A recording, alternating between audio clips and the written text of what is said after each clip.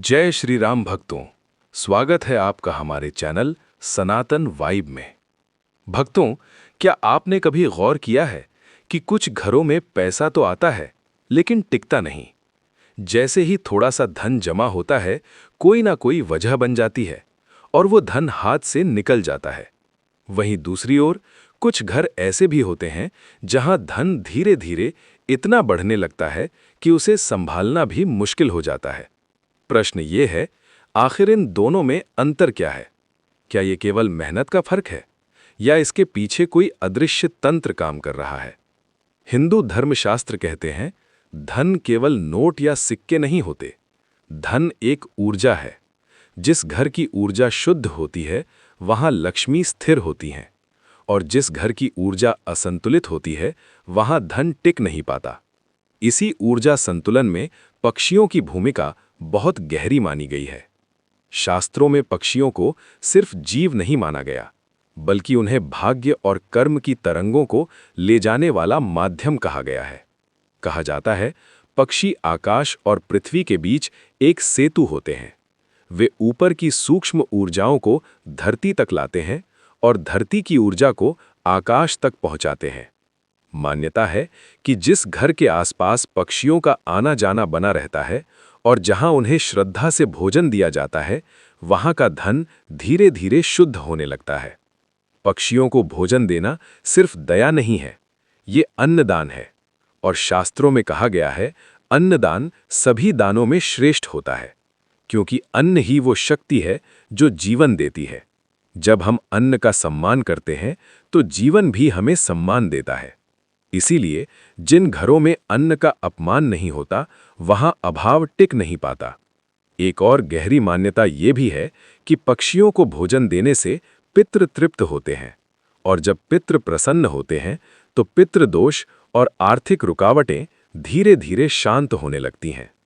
कई लोगों ने ये अनुभव किया है कि नियमित रूप से पक्षियों को भोजन देने के बाद अचानक धन से जुड़े अवसर मिलने लगे, काम में प्रगति होने लगी और आर्थिक तनाव कम होने लगा। ये कोई जादू नहीं है, ये कर्म, करुणा और लक्ष्मी कृपा का संयोग है। जब मन करुणा से भरता है तो क्रूरता टूटती है, और जहां करुणा आती है वहां धन आकर्षित होने लगता है। अब बात करते हैं उन दो विशेष उपायों की जो शास्त्रों में बताए गए हैं। पहला उपाय, साफ चावल के दाने और बाजरा। हिंदू धर्म में चावल को अन्न का राजा कहा गया है। हर शुभ कार्य में चावल का प्रयोग अनिवार्य माना गया है। चावल लक्ष्मी, समृद्धि और स्थिर धन का प्रतीक है।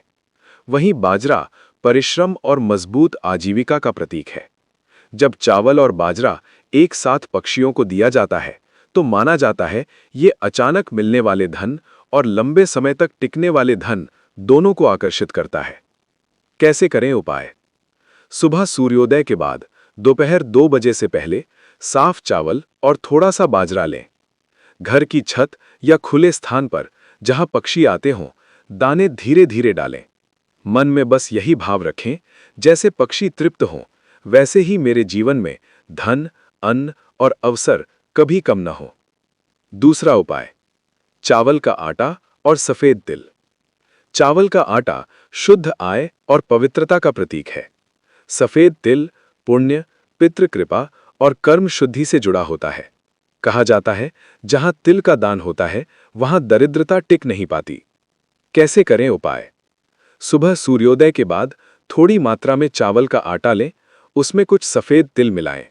घर के बाहर खुले स्थान पर रखें। मन पूरी तरह शांत रखें। भाव बस इतना हो, मेरे कर्म शुद्ध हों, धन का प्रवाह बना रहे और मेरे घर में कभी अभाव ना आए। ध्यान रखें, ये उपाय कोई चमत्कार नहीं है, ये आपकी ऊर्जा को सही दिशा में मोड़ते हैं। परिश्रम, ईमानदारी और सही निर्णय जरूरी हैं, लेकिन जब ये अन्नदान और करुणा से जुड़ते हैं तो परिणाम जल्दी और स्थिर रूप से आते हैं। धन केवल संग्रह नहीं है, धन प्रवाह है, और जब आप सही भावना से बांटते हैं तो वह रुकता भी है और बढ़ता भी है। अगर आपके जीवन में लंबे समय से आर्थिक संकट है, तो इन उपायों को श्रद्धा और नियम से अपना कर देखें।